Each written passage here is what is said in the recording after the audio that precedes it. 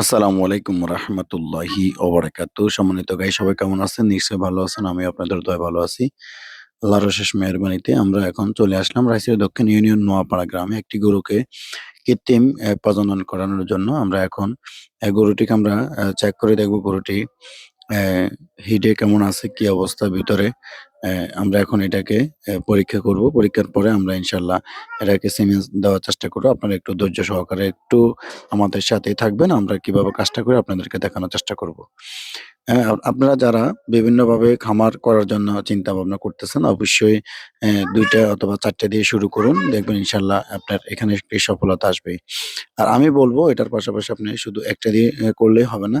এর পাশাপাশি আপনি অন্য আরেকটি কোনো কিছু শুরু করতে পারেন। হয়তো মুরগি অথবা ছাগল অথবা হাঁস অন্যান্য কোনো কিছু দিয়ে আপনি শুরু করতে পারেন। হ্যাঁ? তো ইনশাআল্লাহ আমরা এখন এই যে কিভাবে গরুটিকে পরীক্ষা করব, আমরা একটু ধৈর্য সহকারে দেখুন। আমরা আপনাদেরকে দেখাচ্ছি।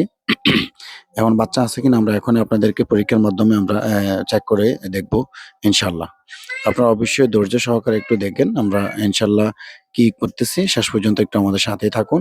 হ্যাঁ? এরপর আমরা আরেকটি চমক দেখাবো আপনাদেরকে লাস্টে। অবশ্যই আপনারা শেষ পর্যন্ত আমার এই ভিডিওটি দেখবেন। আর প্রতি ৩ মাস পর গরুকে আপনি কৃমিনাশক করবেন এবং গরুকে প্রতি ৬ মাস পর আপনি খুরা রোগের টিকা দিয়ে দিবেন এবং আপনি কৃমি দেওয়ার পরে লিভার টনিক এবং জিঙ্ক এগুলো অবশ্যই আপনি গরুকে খাওয়াবেন। কেননা গরু আপনাকে সবসময় আমরা যেরকম মানুষ কৃমি ওষুধ খাওয়ার পরে লিভার এবং জিঙ্ক খাওয়া লাগে ঠিক গরুরও এরকমই প্রত্যেকটা জিনিস মানুষের সাথে এটা ইনভলভ হয়ে যায়।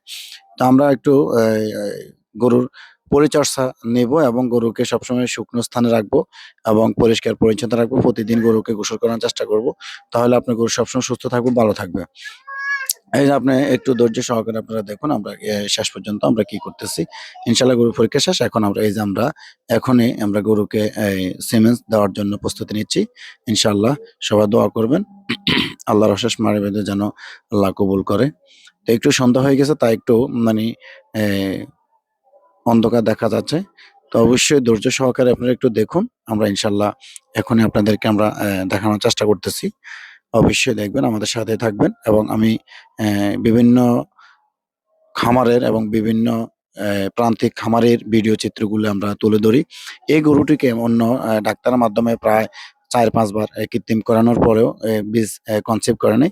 আমি ইনশাআল্লাহ দেওয়ার পরপরই গরুটি একটি বাচ্চা কনসিভ করে। ওইটাও আপনাদেরকে দেখাবো। আমি এখন আবার গরুটি ২ মাস পরে এখন গরুটি আবার কৃত্রিমে ডাকা হয়েছে। আমি গিয়েছি, আমি যাই গরুটিকে এখন কৃত্রিম করানো হচ্ছে। অবশ্যই আপনারা ধৈর্য সহকারে অবশ্যই একটু দেখুন এবং আমার সাথেই থাকুন। আর আমরা যে কে কোত্থেকে দেখছেন অবশ্যই আমার এই চ্যানেলটি যদি ভালো লেগে থাকে অবশ্যই আমার সাবস্ক্রাইব করবেন এবং আমার বেল বাটনটি টিপে রাখবেন এবং লাইক কমেন্ট করতে অবশ্যই ভুলবেন না। আমি অ্যা ভাই হিসেবে আমাকে আপনাদের পাশে সবসময় রাখবেন। অবশ্যই আমি চেষ্টা করি আপনাদেরকে সুন্দর ভিডিও উপহার দেওয়ার জন্য। তো অবশ্যই আপনারা আমার পাশে থাকবেন এবং আমার ইউটিউব চ্যানেল এবং Facebook, YouTube সবগুলা আমার আপনাদের মাঝে এই যে এটা হচ্ছে আমার হাতে কৃত্রিম করানো বাচ্চা। আমি একটি বলছি না চমক দেখাবো। এটা হচ্ছে আমার কৃত্রিম করানো এসিআই অ্যানিমেল জেনেটিক্স এর এছেল মানে শাহিওয়ালের বাচ্চা।